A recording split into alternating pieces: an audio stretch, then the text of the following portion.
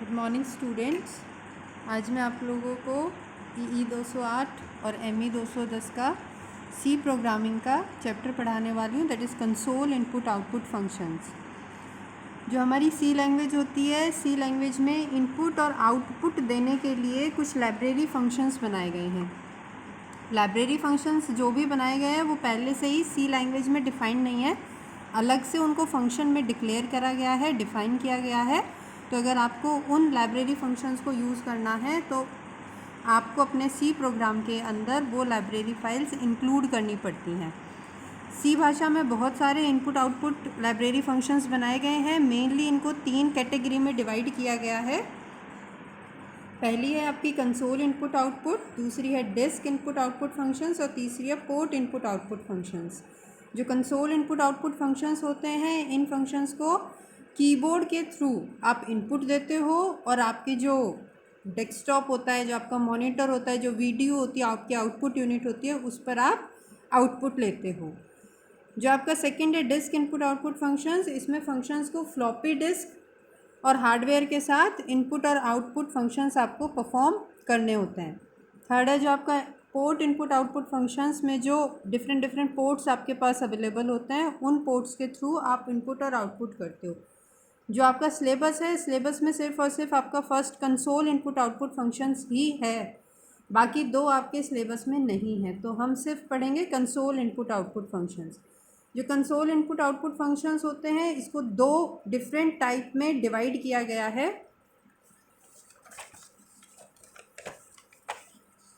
पहला है आपका unformatted console input output function और दूसरा है आपका formatted console input output functions. Unformatted और फॉर्मेटेड में मेन डिफरेंस यही है कि जो फॉर्मेटेड कंसोल होता है वो कीबोर्ड से डेटा लेता है और आउटपुट आपकी मॉनिटर मतलब वीडियो पर देता है।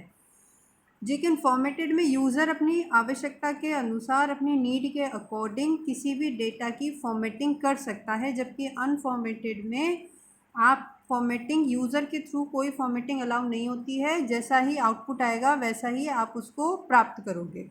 फॉर्मेटिंग में यूज़र अपने आवश्यकता के अनुसार फॉर्मेटिंग कर सकता है, लेकिन अनफॉर्मेटेड में यूज़र किसी तरह की कोई फॉर्मेटिंग नहीं कर सकता। जो फॉर्मेटेड फंक्शंस होते हैं वो आपके पास हर डेटा टाइप के लिए अवेलेबल है। जैसे अगर आप कैरेक्टर डेटा टाइप की बात करो तो कैरेक्टर डेटा टाइप में इनपुट के लिए है स्कैनफ फंक्शन और आउटपुट के लिए है printf function. Integer data type के लिए इनपुट के लिए है स्कैनफ फंक्शन और आउटपुट के लिए है प्रिंटफ फंक्शन। इन फंक्शंस के थ्रू आप इनपुट देखते हो और इन फंक्शंस के थ्रू आप आउटपुट प्राप्त करते हो। फ्लोट डेटा टाइप के लिए भी इनपुट के लिए स्कैनफ और आउटपुट के लिए प्रिंटफ फंक्शन। जो आपका स्ट्रिंग डेटा टाइप होता है, string is the character of array of characters. String आपका एक एरे होता है जिसके अंदर आप बहुत सारे कैरेक्टर्स को स्टोर करते हो, तो उसे आप स्ट्रिंग बोलते हो। स्ट्रिंग्स को इनपुट लेने के लिए भी स्कैनफ डेट आपको फंक्शन यूज़ करना पड़ेगा और आउटपुट के लिए प्रिंटफ फंक्शन यूज़ करना पड़ेगा। अगर हम बात करें अनफॉर्मेटेड इनपुट आउटपुट फंक्शंस की, ये तो बात हो गई आपकी फॉर्मेटेड की। अगर हम बात करें अनफॉर्मेटेड इनपुट आउटपुट फंक्शंस की, तो वहाँ पर आपके पास सिर्फ कैर डेटा टाइप और स्ट्रिंग डेटा टाइप के लिए ही इनपुट आउटपुट फंक्शन अवेलेबल हैं। इंटीजर और फ्लोट डेटा टाइप के लिए कोई भी इनपुट आउटपुट फंक्शन अवेलेबल नहीं है। जो कैरेक्टर डेटा टाइप होता है, कैरेक्टर डेटा टाइप के लिए आपके पास जो इनपुट फंक्शन अवेलेबल हैं वो है गेट कैर, गेट सी एच और गेट सी एच ई। इन तीन फंक्शंस के थ्रू आप इनपुट दे सकते हो और आउटपुट देखने के लिए आपके पास है पुट कैर फंक्शन। इस फंक्शन के थ्रू आप आउटपुट प्राप्त कर सकते हो।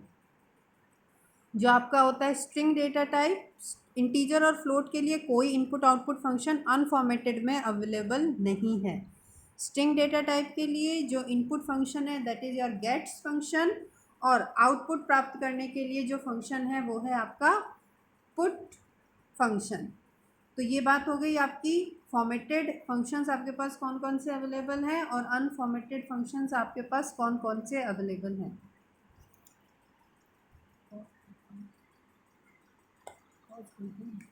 हेलो, हाँ सर, हाँ